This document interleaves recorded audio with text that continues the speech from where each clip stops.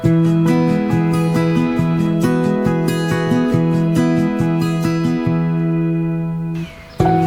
my dog just being his usual weirdo, enjoying the garden, rolling around.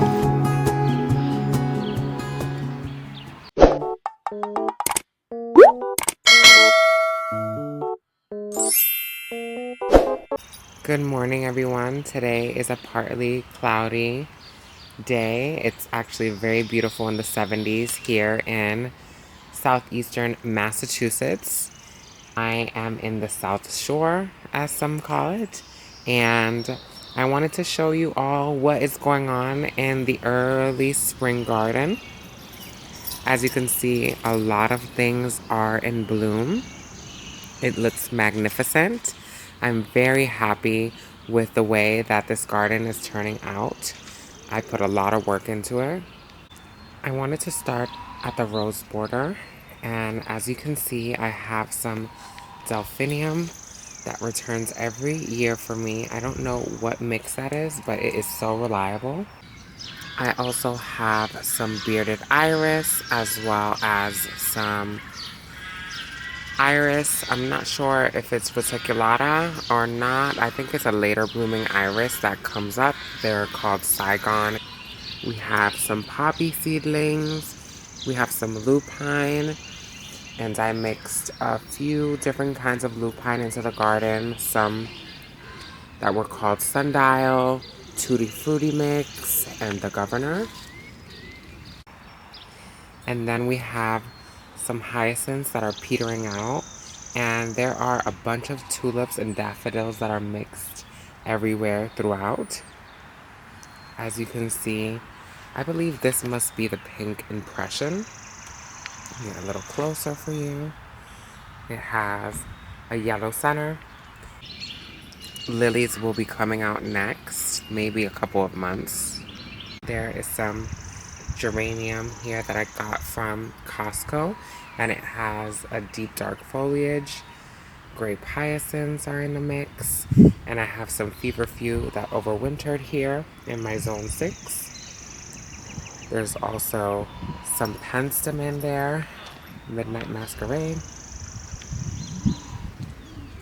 We have some heuchera, and just a mix of daffodils everywhere.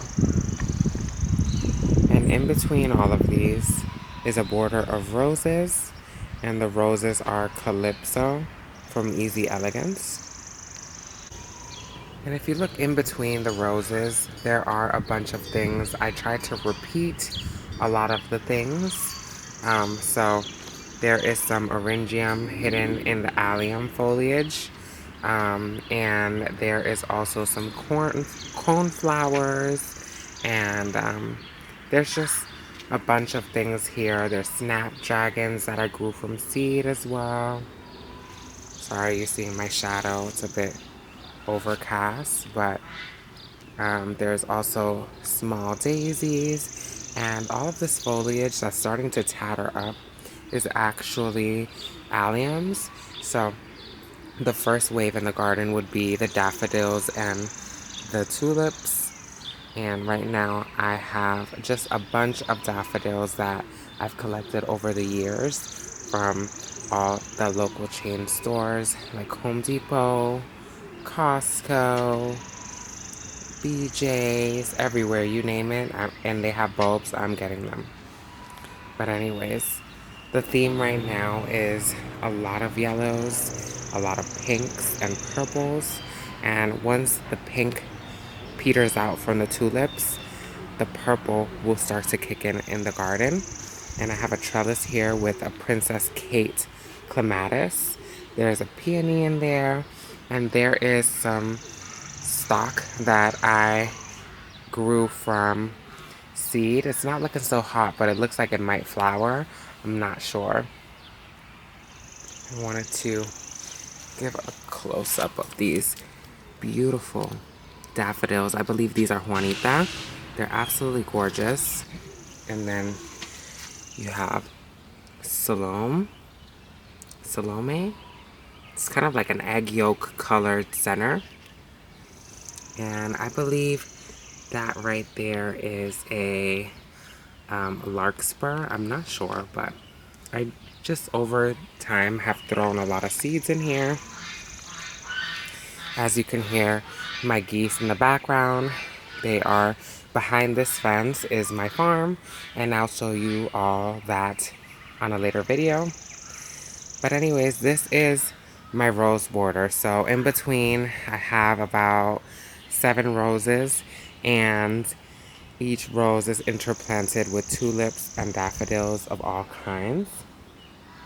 And there's heucheras that outline this whole garden. I have not edged yet and mulched. I'm not gonna mulch with bark this year. I think I'm gonna do it with compost, but this heuchera is the caramel heuchera, and it's absolutely divine. I'm really loving how I have continued the pattern and kind of mixed it up and just give a lot of repetition to this garden, because at first it was too formal for me, and now I have just made it so that it looks more cottage garden and that there is versatility, consistency throughout the garden, and a mix of a lot of plants that you see carry on throughout the garden.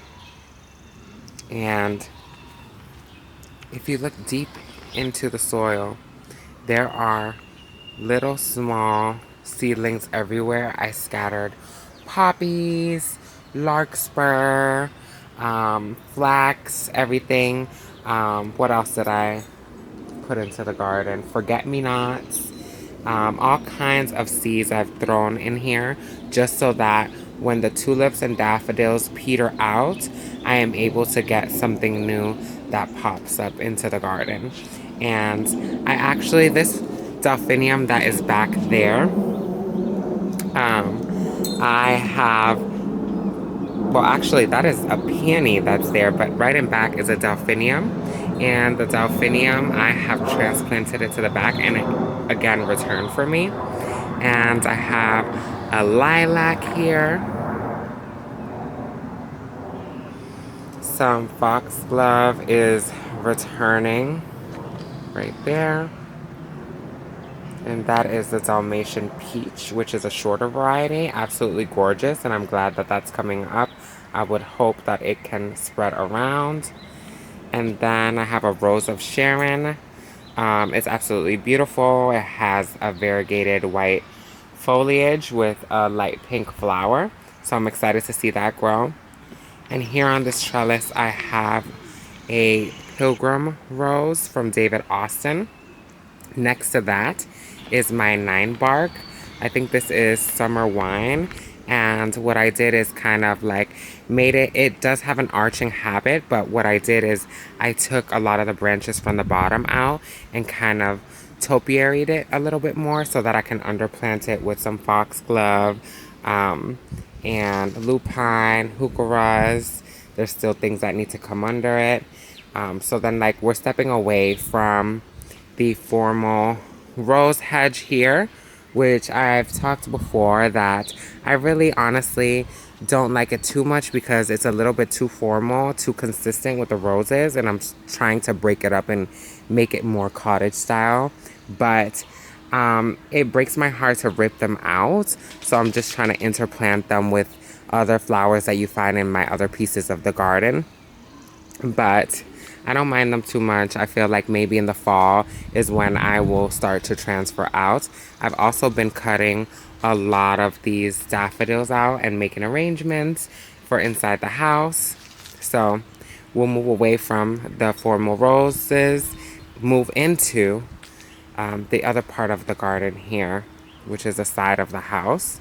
I have my little angel that I absolutely adore.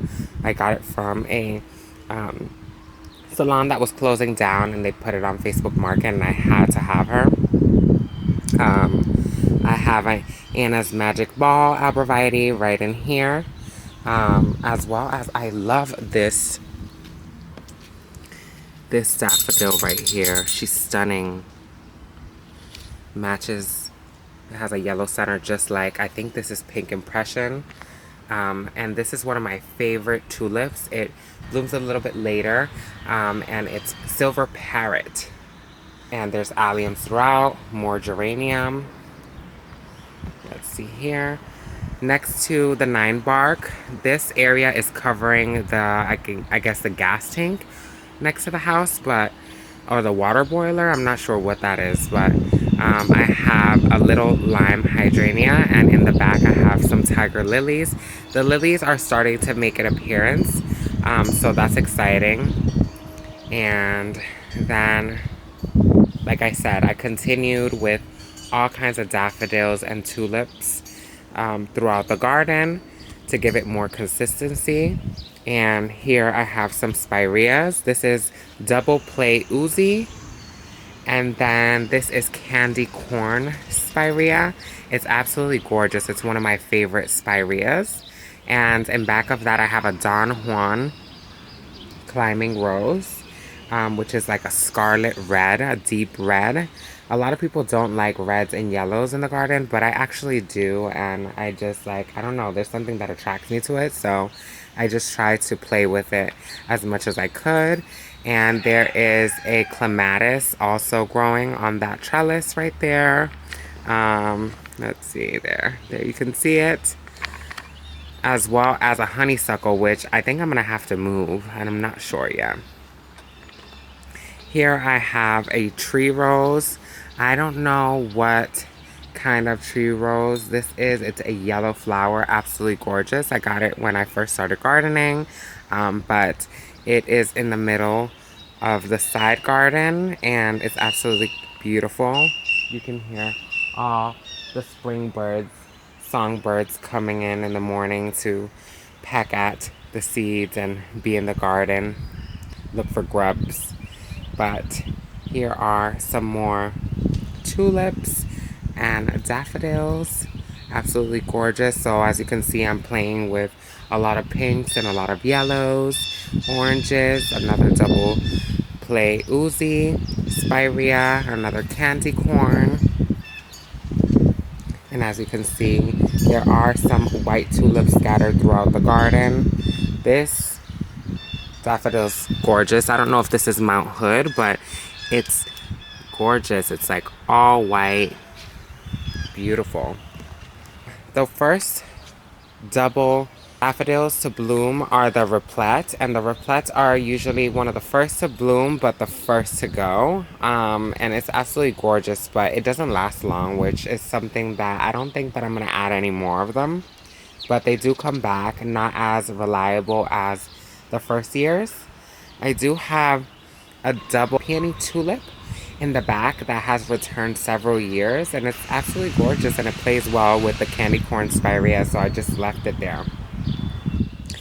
Underneath the tree rose, I'm going back and forth, I'm sorry guys, I just don't know how to stay in certain sections for too long.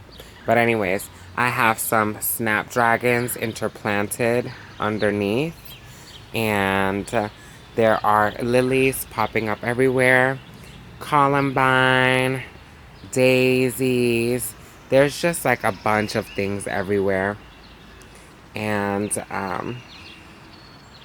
I love the tulips that have variegated foliage, and those are my purple parrots that come a lot later than the rest of the tulips.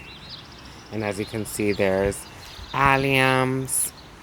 This is a replete that is ready to go. I'm not sure if it's replete, but there's one that doesn't look like replete, and it has like a yellow double center, which is absolutely pretty, and it plays well with the other double. You can see some silver parrots starting to open up. Here I have a whipcord arborvitae, and I have some phlox and some bearded iris. This one is called frappe. In back of that, I have a David Austin rose. This is Gertrude Jekyll. Absolutely beautiful when it blooms. It's like a light pink flower. and it smells amazing. Back there I have a peony, and even more back there I have a small 9-bark, and then a pinky winky hydrangea that I got from kind of bare root, and it's starting to leaf out. Let's see, there you go. You can see it right there. It's absolutely gorgeous when it grows, so I can't wait to see it flower this year.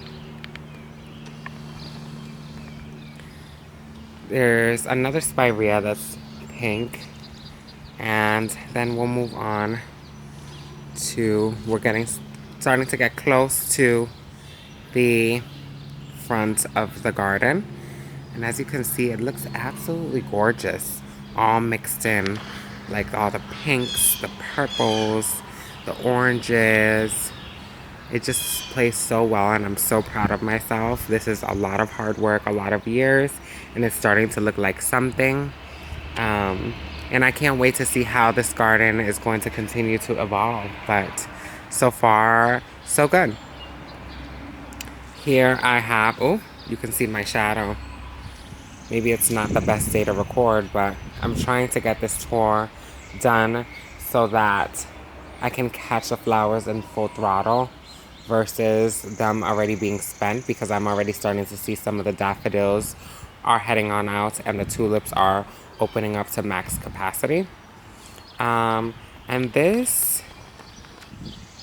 tulip right here, I got from Longfield Garden, I believe, and it's supposed to have like ruffled edges, but I don't really see it, so I don't know if it's a favorite of mine. I don't really see like too much of a wow factor, but it's all right. It's supposed to be like fringy, but it's not giving. It's next to this rose here that I don't know what the name is, but it has like these like variegated flowers of like pink and yellow. Absolutely gorgeous.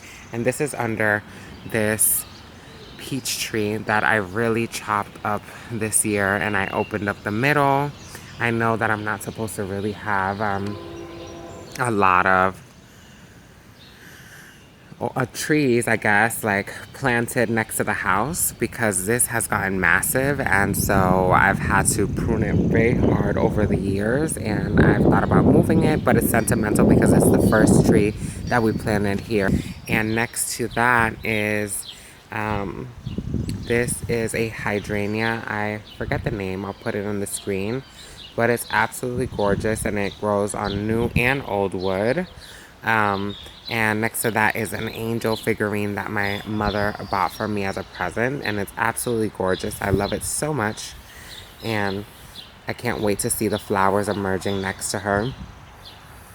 I have a peony ring there that I got from Job Lot, and there's a peony that always comes out since I moved here. It was already planted here, but this year I've cleared a lot of, in this area, as you can see, it's pretty bare because there was a lot of hostas that were growing in, and so I've been ripping the hosta out and giving some space for the peonies to really bloom and do their thing.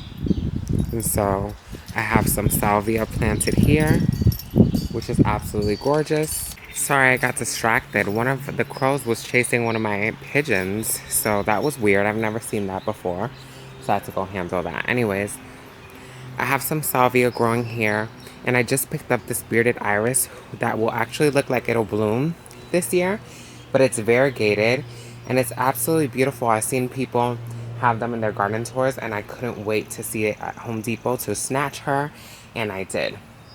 Here I have a wild tulip species. This one is so gorgeous. It has a yellow center with some white tipping. So cute. And there is some mums that I bought online, and that one is called Blush Strokes. I can't wait to see that one flower this fall. And so, like I've told you before, that I have a hedge of calypso roses. So I started to work in, bought some more calypso roses to continue the pattern on the front side of the house and add calypso roses, so it looks a little bit more consistent in that there's a middle and then some hedges of calypso roses on the sides. So this year I plan to take back a lot of these rhododendrons and make space for the calypso roses. As you can see, the rhododendrons are past their peak bloom. They didn't bloom too much this year, but I am going to take them back because they have overgrown this space quite a lot, and I want to make space for more flowers, obviously. And in between, you can see that there's a whole bunch of hostas that were in these, in between all of these bushes, but I've been ripping them out. But I've left this hosta, which I believe is Minuteman, because I like the variegated foliage of it. And there is a rose here as well. I don't know what this is. I know it's from Easy Elegance, chili probably, but it has this beautiful like vase shape, and the flowers are absolutely beautiful and last a long time. So I've left it here. I have thought about moving it and adding a calypso rose, but I think I'm gonna leave it. These are returning tulips that have came back this year. There was a bunch of them, but they have petered out over the years. But yeah, there's this big rhododendron that is about to bloom. I believe this is PGM, which is actually a Massachusetts hybrid that was created here in Massachusetts. So it's nice to have them. And then this one is like your basic rhododendron. It's absolutely gorgeous, so I love it. And it is a deeper fuchsia, while this one is like a lilac purple. But yeah, there's like hostas in between. I am going to cut some of these hostas out, but it's absolutely gorgeous. And in the front of the house, I have some hydrangeas that have been here since we moved, and I've been shaping them, and they're pretty old, and I'm not gonna move them, and they get beautiful. Last year we had a hydrangea blast, so it's very nice to have them here. In the front of the house, there are some standout limelight hydrangeas, and they're interplanted with some bearded iris and some daffodils, and I've added some penstemon and heuchera into the circles. I still need to add some compost and a little bit of black mulch just so that it could look more cohesive with my neighbor's yard, but the limelights are doing wonderful, and they get bigger and bigger every year, and the trunk gets fatter. And I have two of them, so I mimic the same thing there. And here in the front of the house, we have some huge abrevieties, and I'm trying to make a living fence here to block out my driveway. In front of the driveway, there is a patch of these beautiful tulips. There's Princess Irene, I don't know what that orange one is, and a bunch of purple ones. And the hyacinths already have petered out, but there's also a double pink knockout rose in the back of this, and some Professor daffodils. So this is really cute, and I mimicked that on the other side, and this is in the front of the driveway, so it's super gorgeous. I can't wait to see what else is gonna bloom. There's some alliums that are starting to come up, so things will start to take on a new look as the spring we get deeper into the spring. This side is trying to be a resemblance of what was next, but I feel like the rabbits took this area down and demolished this tulip little garden, but there's still some life into it, and there is a knockout rose in back of it, so some color and beauty will come. And next to the house post, there is some sedum, autumn, I think this is autumn fire. It's absolutely gorgeous, and it's already, I cut it back, and as you can see, there are some new foliage growing in, as well as a clematis that is absolutely gorgeous. It's the Tiaga, and I think it's pruning number 3, where you cut it all back down to maybe like a couple inches off the ground, and new sprouts will pop up from the very bottom. So that's what's happening now, and it's on year 2, so I believe it'll be bigger, and then I can start to trellis it up my post here. Here on the post as well, there is a small drift rose. I think this one is an apricot, and it's absolutely gorgeous. Tiny little small flowers, very compact. On the other side of my house, there is my orchard that is in work in progress. I have to put some compost and some black mulch, obviously, but We have quite an assortment of fruit here. I'm starting a mini orchard and I'll take you to see what's going on there. I just picked up this pear tree and it has 7 different kind of pears. I'm excited. 7 different kind of pears grafted on. That's amazing. And it is in full bloom. And I got this pear because it is an Asian pear tree. It has 7 varieties and I also have one right here. And this one grew massive pears last year, but I didn't have another Asian pear to pollinate it, so I bought the one over here to pollinate it, and I can't wait. I have also, I think this one is Bartlett pear, which probably could have pollinated it, but I didn't want to take my chances, so I got another Asian pear. And in the circle, I have some daffodils interplanted. I have a weeping willow here, and I have some red buds. As you can see, the red buds are starting to put on their blooms, and I'm excited. This is year 2, so they're starting to really fill in. This is my apple tree. It's also starting to bud up. And I can't wait for this year because this is year 3.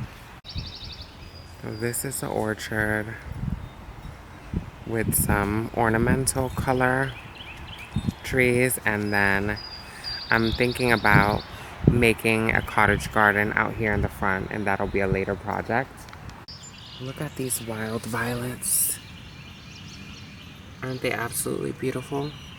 Just growing wild in between my neighbor's property and mine. There's like kind of like a meadow here. This part of the property here is just barren. In the future, I believe I want to make a cottage garden there, and there is just open space where there's like wildflowers. I think that's a ajuga that you see poking out, purple ajuga, but there's violets and all kinds of things in this meadow. Next to my shed, I also have some hydrangeas planted. I kind of have like a hydrangea garden where I put a whole bunch of hydrangeas that I didn't know what I was going to do with them. But they found a place in this new garden bed kind of on the side of my shed. It's part sun, part shaded. And I have some Van Hoot spirea. It's absolutely beautiful. It kind of cascades down. I have a purple smoke bush. I have pink diamond hydrangea. It's a panicle. I have some phlox that I relocated in here as well. Some daffodils and alliums coming up. And I forget what this one is called. It's like a foam flower. I'm not 100% sure. It's absolutely beautiful. It puts out these fuzzy white balls that look like powder puffs. As we walk in back of my property, closer to the farm, I am starting to make a retaining wall here next to the asphalt. And I stuck in some roses, which I don't know if they're going to do good, but I'm just trying to work the border. There are some junipers here. Kind of like a rock garden. I'm gonna add a Shasta daisy in here, and I relocated a bunch of roses here. And this leads to my mini shaded kind of part sun because it gets sun from the front. Dappled sun, I guess. I have a bird bath here, and I have this plant here that I believe is a Japanese, I don't forget what the name is, I'll post it up. But this is getting massive, and they warned me about this. It's next to the water feature. This part of the gardens gets some shade, and it stays a little bit more wet. So I have irises here, daffodils.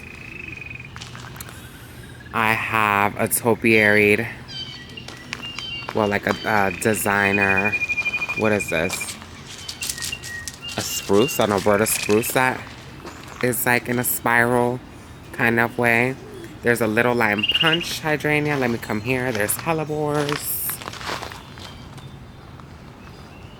Little lime punch. I have a clematis that's growing there. more daffodils. I have another Japanese maple here.